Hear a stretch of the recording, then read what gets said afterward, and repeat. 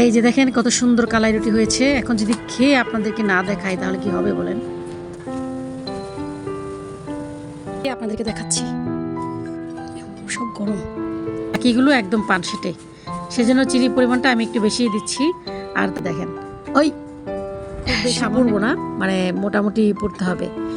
বেগুনটির সাথে আপনার কাঁচামরিচের ভর্তা আর বেগুন ভর্তা এখানে বারবিকিউ কালাই রুটি, মনে হচ্ছে কাঁঠালের পিঠা বানিয়েছি, বানাতে পারতাম। তবে আমার কাছে মনে হচ্ছে যে পেঁয়াজগুলোকে একটু ভালো করে থেতো করে নিতে হবে। হ্যালো এভরিওয়ান, আসসালামু আলাইকুম। আজকে আমি কালাই রুটি বানাবো। তো এখানে আমি মাসকলাই ডাল নিয়েছি। এই ডালগুলো আমি ব্লেন্ডার দিয়ে ব্লেন্ড করে নেব। তার আগে আমি যেটা করব, ক্ষেত থেকে তুলে আনা এই মিষ্টি আলুগুলোকে খুব ভালো করে ধুয়ে নেব। সরাসরি ক্ষেত থেকে তুলে নিয়ে আসার কারণে কিন্তু প্রচুর কাদা লেগে আছে। এই মিষ্টি আলু দিয়ে এত সুন্দর পিঠে বানানো যায় গাইস, সেটা আপনি কল্পনাও করতে পারবেন না। এটা খুবই স্বাদ হয়।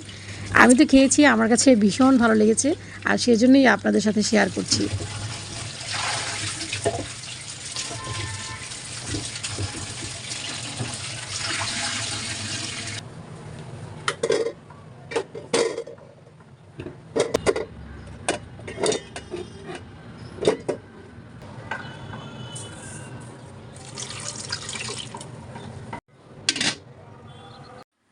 কালাই রুটি কিন্তু আমি কখনো খাইনি, কোনো দিনও খাইনি।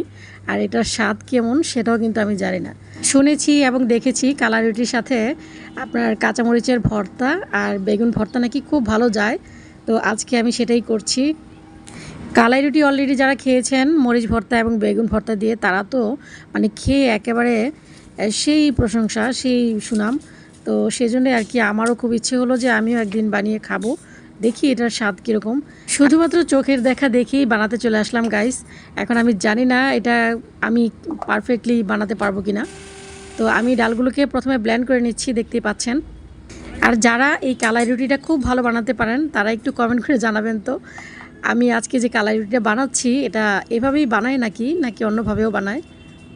তো কালাই ডালগুলোকে আমি খুব ভালো করে চেলে নিচ্ছি যাতে দানা দানা না থাকে। চেলে নেওয়ার পর যে দানাগুলো থাকছে সেগুলো দিয়ে অবশ্যই আমি ডাল রান্না করে ফেলবো। আপনারাও চাইলে কিন্তু আমার মতো এভাবেই ব্লেন্ড করে নিতে পারেন। ব্লেন্ডারে যে এত সুন্দর ব্লেন্ড হবে সেটা আসলে আমি ভাবতেও পারি নাই। তবে যাই হোক, খুব সুন্দর ব্লেন্ড হয়েছে। তো যেটুকু পেয়েছি। আমি খুব বেশি একটা বানাবো না, জাস্ট নিজের জন্য বানাবো, সেজন্য অল্প কয়েকটা নিয়েছি। দিয়ে দিচ্ছি 1 কাপ ময়দা, আর 2 কাপের মতো আমি চালের গুঁড়া দিয়েছি। শুধুমাত্র মাসকলাই ডাল দিয়ে কিন্তু কাই করা যায় না, কারণ এগুলো একটু কাদার মতো হয় ভিজালে। সেজন্য সাথে একটু চালের গুঁড়া অথবা আটা দিলে ভালো হয়, একটু স্টিকিনেস হয়। মিষ্টি আলুগুলোকে কিন্তু আমি একদম 100% সিদ্ধ করে নিয়েছি, যেহেতু এগুলো হাত দিয়ে চটকাতে হবে, সেজন্য একটু নরম করেই সিদ্ধ করেছি।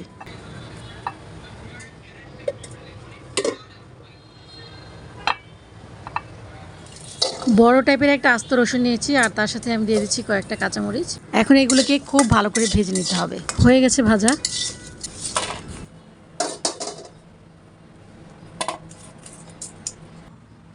এখন বেগুন পুড়ে নেওয়ার পালা। আর 2টা বেগুন নিয়েছি, আমার এই 2টাতেই হয়ে যাবে। খুব বেশি পুড়বো না, মানে মোটামুটি পুড়তে হবে। বেগুন যদি খুব বেশি পোড়ানো হয় তাহলে কিন্তু তিতে হয়ে যায়। তো আমি হাত দিয়ে ধরে ধরে সবগুলো সাইড খুব সুন্দর করে পুড়ে নিচ্ছি, কারণ বেগুন যদি আপনি চুলায় রেখে কোথাও চলে যান, এসে দেখবেন পুড়ে ছাই হয়ে গেছে। সেজন্য দাঁড়িয়ে দাঁড়িয়ে কষ্ট করে হলেও বেগুনগুলো পুড়ে নিচ্ছি আমি। ফাইনালি বেগুন পোড়া ডান। খোসা সহই আমি রসুনগুলোকে ভেজেছি, কারণ খোসা সহ ভাজলে কিন্তু ভিতরে পুড়ে যাওয়ার কোনো চান্স থাকে না। আর খোসা সহ ভাজলে কিন্তু অনেক টাইম নিয়ে ভাজা যায়, ভিতরে খুব সুন্দর সিদ্ধও হয়। সেজন্যই আর কি আমি খোসা সহই ভেজেছি। মরিচ আমি এখান থেকে সবগুলো দিচ্ছি না, কারণ এগুলো প্রচুর ঝাল হয়ে যাবে। এমনিতেও কিন্তু রসুনে প্রচুর ঝাঁজ থাকে, তার উপর কাঁচামরিচের ঝাল, তার উপর আবার পেঁয়াজের ঝাঁজ, সব মিলিয়ে ঝালে ঝালে ঝালানো হয়ে যাবে। তার উপর আবার যদি সরিষার তেল দিই, এটা তো মানে আরও মুখেই নেওয়া যাবে না, এমন একটা অবস্থা হবে। তো যাই হোক, সব কিছু পরিমাণ মতো করে দিতে হবে। এখন বেগুন ভর্তা বানাবো। বেগুন ভর্তাটা অবশ্য আমি হাত দিয়ে চটকিও বানাতে পারতাম, তবে আমার কাছে মনে হচ্ছে যে পেঁয়াজগুলোকে একটু ভালো করে থেতো করে নিতে হবে, কারণ পেঁয়াজ থেকে রসটা বের হওয়াটা কিন্তু মোস্ট ইম্পর্ট্যান্ট পার্ট। তো এখন আমি বেগুনের খোসাটা ছাড়িয়ে জাস্ট পেঁয়াজ মরিচের উপর দিয়ে দেবো।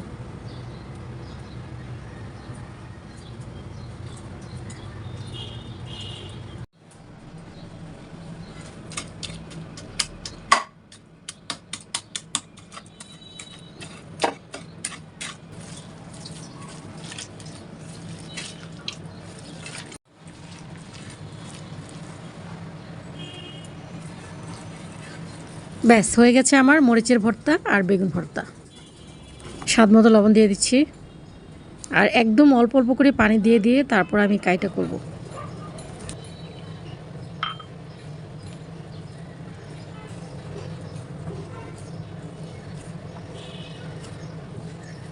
একদম অল্প পানি দিয়ে দিয়ে কাইটা করছি।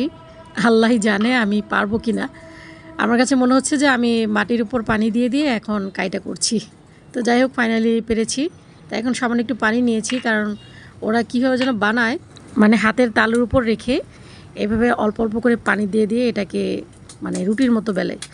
যেভাবে থাবড়ানো হচ্ছে আশেপাশে মানুষ তো ভাববে আমি ক্রিকেট খেলা দেখছি। না, এটা আমার দ্বারা হবে না। এভাবে থাবড়াতে থাবড়াতে আমি আর পারছি না, হাত ব্যথা হয়ে গেছে।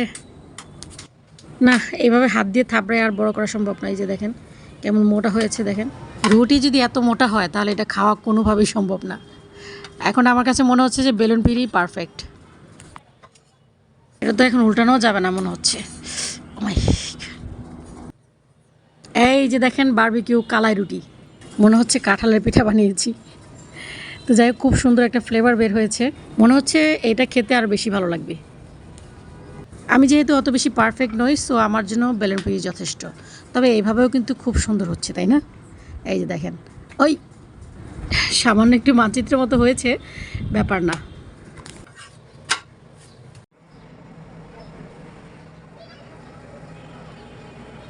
এখন আমি তাওয়া থেকে সরাসরি চুলায় বসিয়ে দিলাম। আর এই যে দেখেন কি সুন্দর ফুলেছে। এইভাবে সরাসরি চুলায় দিয়ে বানালে কিন্তু বেশ সুন্দর একটা স্মেল বের হয়, আবার খেতেও অনেক ভালো লাগে, সেজন্য এইভাবেই দিলাম। আবার বেশি ফুলাতে গিয়ে যদি আমার মতো বারবিকিউ করে ফেলেন তাহলে তো বিপদ আছে কপালে।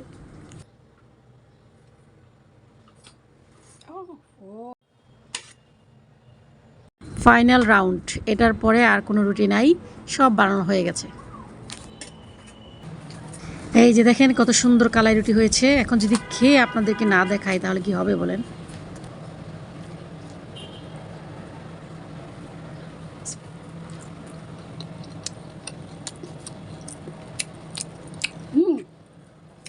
অনেক মজা, অনেক মজা, অনেক। বেগুন ভর্তা দিয়ে কালাই রুটি খাচ্ছি। ওফ, টেস্ট। এখন এটা একটু টেস্ট করি, এটাও ভালো লাগবে মনে হচ্ছে।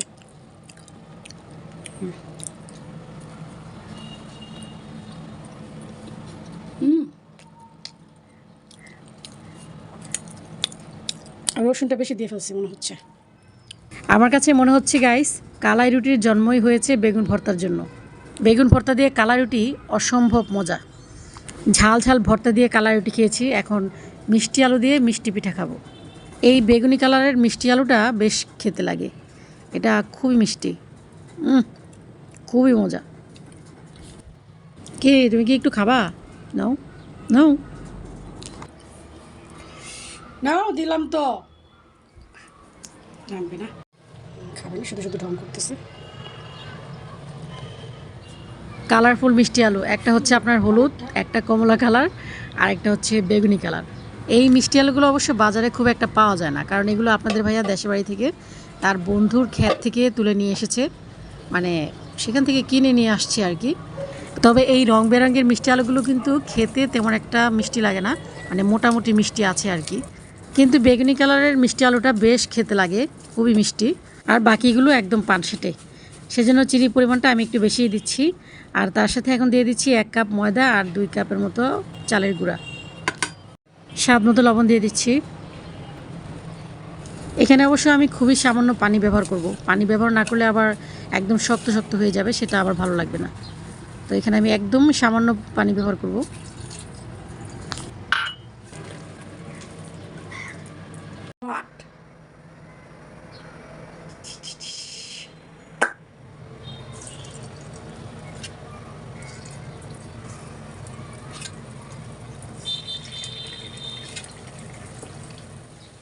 পিঠাগুলোর চেহারাটা দেখেন একবার, দেখে মনে হচ্ছে না যে আমি গুড় দিয়ে পিঠাগুলো বানিয়েছি? এত সুন্দর কালার এসেছে।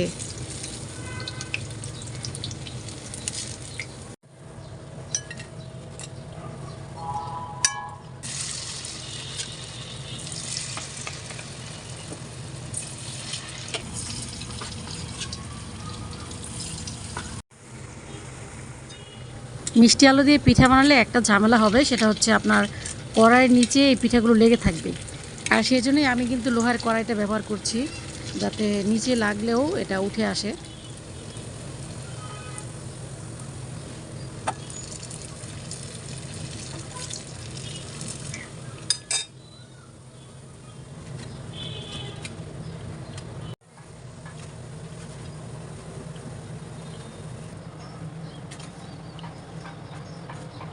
একটা খেয়ে আপনাদেরকে দেখাচ্ছি, সব গরম, এটা খাই। বিসমিল্লাহ।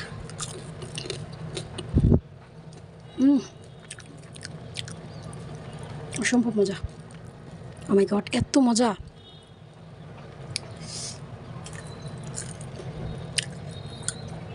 এটা মজা পাওয়ার জন্য অবশ্যই আপনাদেরকে বানাতে হবে, ট্রাই করতে হবে।